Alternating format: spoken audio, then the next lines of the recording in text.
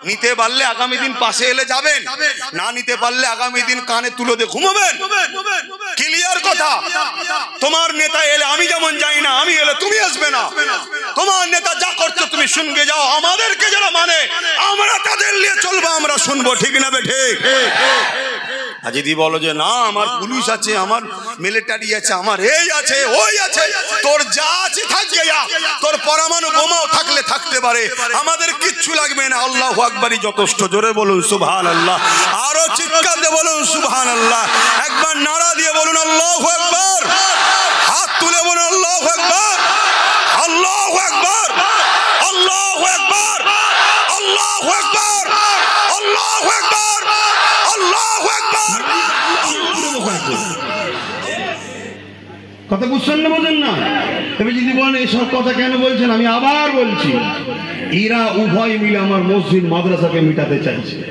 মসজিদ মাদ্রাসা বাঁচাবার স্বার্থে নবীর দ্বীনের ঐতিহ্য, এটা ইসলামের পেহচান কি? মসজিদের মিনার। ইসলামের পেহচান কি? কোরআন পড়ছে মাদ্রাসায়। ইসলামের পেহচান কি? এই যে ঈদগাহ। ইসলামের পেহচান কি? ওই যে 700, 800, 900 বছর ধরে তোমার পূর্বপুরুষদের কবরগুলো, এখানে ইসলাম ছিল এতদিন ধরে, তাই তো নাকি? আজকে যদি 500 বছরের মসজিদ মিটে যায়, 500 বছরের মাদ্রাসা মিটে যায়, 500 বছরের কবরস্থান যদি মিটে যায়, তুই প্রমাণ করতে পারবে না 500 বছর আগে ইসলাম ছিল এখানে। তাহলে আগামী দিন তোমার আমার বাচ্চাদের কি দশা হবে? তোমরা যা করছো করবে যাও। তোমরা গরিবকে দেবে না, নিজেরা লুটে পুটে খাবে, গরিব আর তোমরা বুঝে লেগে যাও।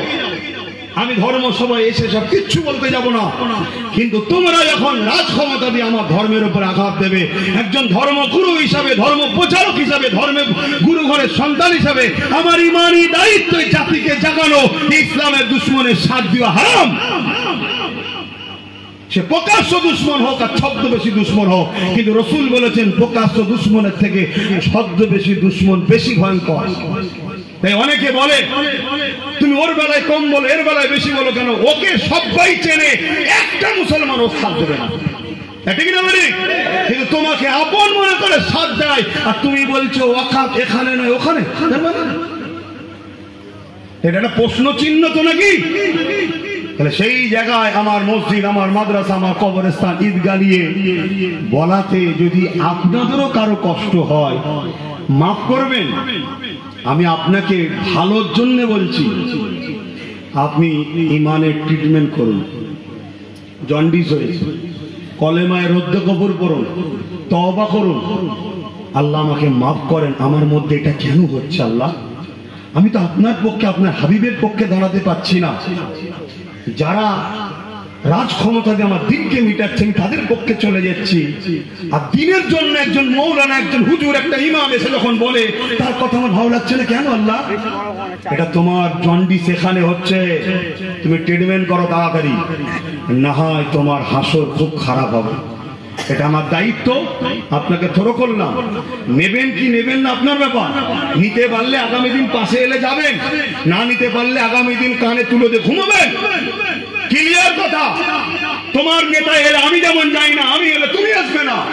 তোমার নেতা যা করছো তুমি শুনকে যাও, আমাদেরকে যারা মানে আমরা তাদের নিয়ে চলবো, আমরা শুনবো, ঠিক না বেঠে?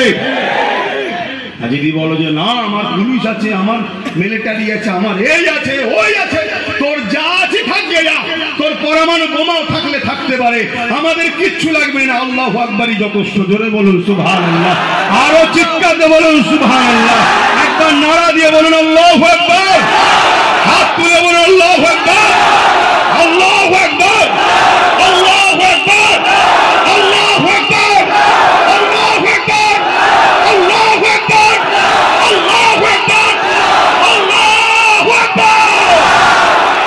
ইয়া নবী